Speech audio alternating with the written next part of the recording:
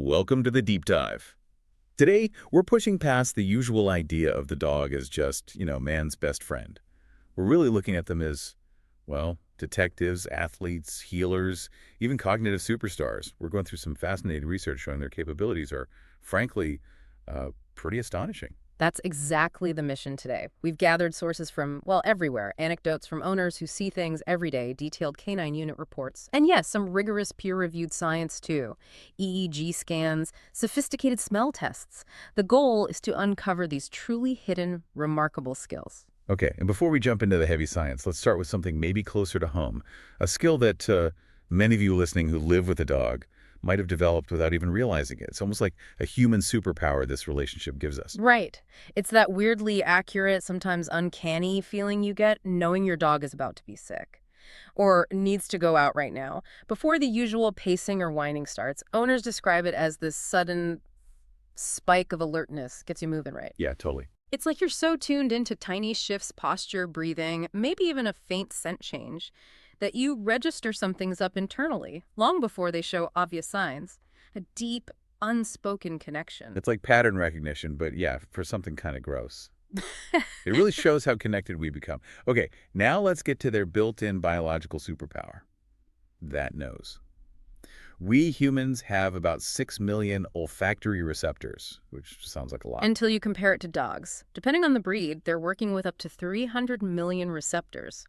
It's not just more receptors, it fundamentally changes how they experience the world. Their nose isn't just for sniffing trees, it's their main tool for gathering complex information.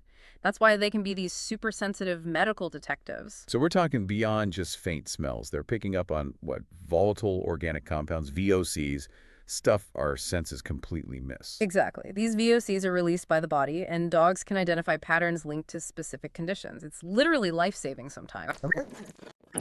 Well, for instance, they can detect the specific chemical changes when a diabetic person's blood sugar drops dangerously low, gives them a crucial warning. Others can anticipate epileptic seizures.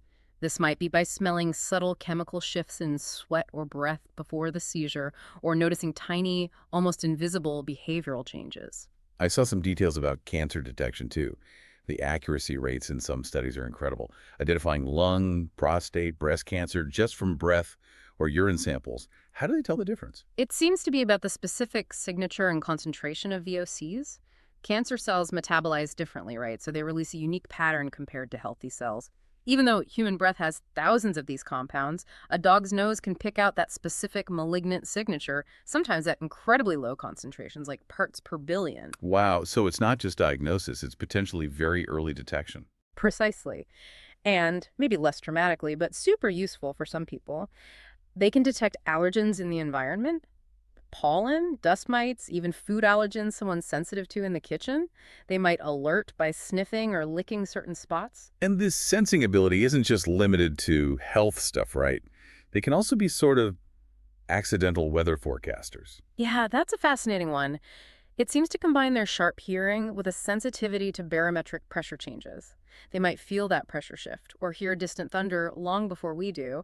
That restlessness or hiding behavior you see before a big storm, that's often them sensing the change coming. Natural barometers, basically. Okay, so connecting that idea of sensing hidden changes. Yeah.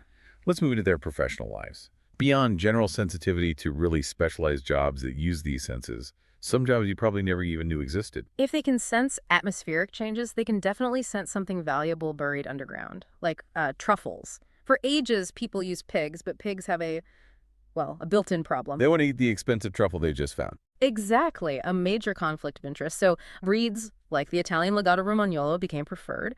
They've got the amazing nose, but not the appetite for the fungus. Much more efficient, so dogs pretty much took over that job. Okay, from digging up delicacies to protecting priceless artifacts, the job at the Boston Museum of Fine Arts. Tell us about that. Ah, Riley. A Weimaraner puppy trained to be a living insect detector. Museums constantly fight tiny pests, wood borers, things that damage books, fabrics. Their scent is way too faint for us. Riley was trained to just sit quietly when he smelled these specific insects. Think of the time and potential damage saved. He could find them before humans ever could. That's incredible precision. And then there are dogs working underwater. That one surprised me. Yeah, Leela and Maverick, two labs down in Florida.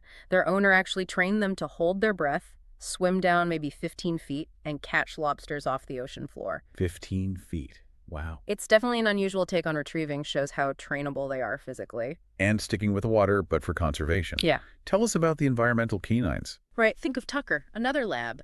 He's trained to detect orca whale scat. Yeah, poop floating on the water from up to a nautical mile away. The nautical mile. How does that even work? The scent carries on the wind and water, and his nose is just that good. This lets scientists collect samples non-intrusively.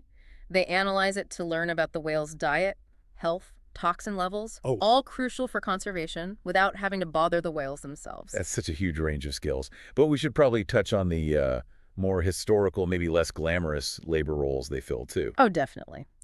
We have to mention the spit turners. From around the 16th to 19th centuries, these were usually small, sturdy dogs. They worked inside a big wooden wheel, kind of like a giant hamster wheel, connected to a roasting spit over a fire. Their walking turned the meat. Hard, hot work until machines took over. Can you imagine? Your shift is literally walking in a wheel for hours. Yeah. And then you had bigger breeds, like Bernese mountain dogs used for carting, pulling carts filled with milk, cheese, supplies. They were vital during World War I, too, moving goods and even helping refugees in tough terrain. Their history is built on work. Okay, so from turning spits to sniffing out whale poop. Ah. Let's focus our deep dive now on a really modern, really critical job. The electronic storage detection canines, or ESD canines. These dogs are fighting high-tech crime with just their noses. And it's a pretty new field, actually. Only started around 2012 with the Connecticut State Police and a chemist, Dr. Jack Huball.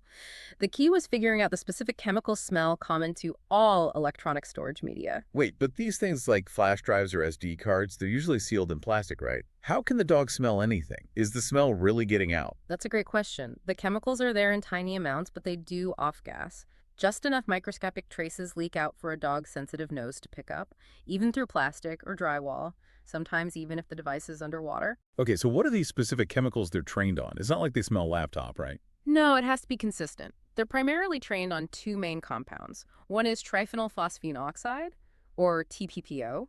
It's sprayed on memory chips pretty much industry-wide to stop them overheating. The other is hydroxycyclohexylphenylketone, or HPK. That's often found in optical media like DVDs and CDs. So criminal hides a tiny micro SD card, what, like 11 millimeters wide, under a baseboard Yeah. or an event. Yeah. The dog smells the TPPO residue and alerts. Exactly. And that precision is vital.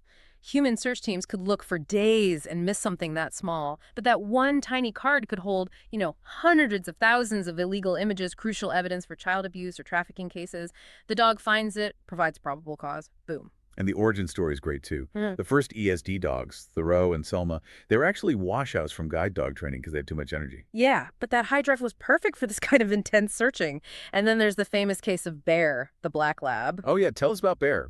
Bear was apparently surrendered because he was just too much for his family, always jumping on counter, super high energy, you know the type. The counter surfer. Exactly. But that relentless energy is what led him to find a critical hidden flash drive in the Jared Fogle case back in 2015. Bear basically made the case. That's incredible. And what's also really striking is that their job doesn't stop once they find the device. They have this dual role. Right. They're often called dual-purpose dogs. They have the intense detection training, but they're also cross-trained as therapy or comfort dogs. Dealing with the kinds of cases these dogs work, it takes a huge emotional toll on the investigators. The dogs provide real comfort and stress relief for the team. And maybe even more importantly, they're used in interviews with child victims. Their presence can help calm a terrified child, make it easier for them to talk about what happened. Okay, let's shift gears a bit. From their amazing external work to their internal world. How they think, how they process language, maybe even their sense of self. It really feels like we've underestimated them. Oh, absolutely. For years, the thinking was pretty basic, right? Dogs learn associations. You say walk, they get excited because walk means going outside. Simple conditioning. But there was this really interesting EEG study in Current Biology looking at language. Right, the one showing they do more than just link a sound to an action. Exactly. It suggests they actually grasp semantic meaning. They can link the word to the object itself. So in the study, if the owner said ball, but then showed the dog a frisbee, the dog's brain activity showed a specific pattern. It was similar to what happens in human brains when we recognize a mismatch like, hey, that's not what you said. So they actually understood the word ball meant the object, not just playtime. The evidence points that way. And significantly, this wasn't just in super trained dogs. It seemed to be a general capacity. It suggests they really are processing language on a deeper level than we thought. That really changes how you think about talking to your dog, doesn't it? And speaking of challenges to our assumptions, self-recognition. Dogs usually fail the mirror test that apes pass, but maybe we were just testing them the wrong way. That's precisely the argument. The mirror test relies on sight, our primary sense. So researchers developed an olfactory mirror test using smell the dog's dominant sense. They used the dog's own urine as the self-image. Okay, using urine. How does that show self-recognition? So they'd let a dog investigate a sample of its own urine, that's the baseline self-odor. Then, the key part, they presented a self-modified sample. This was the dog's own urine, but with a tiny bit of another, neutral scent added to it, an alteration to their olfactory reflection. And the finding was clear.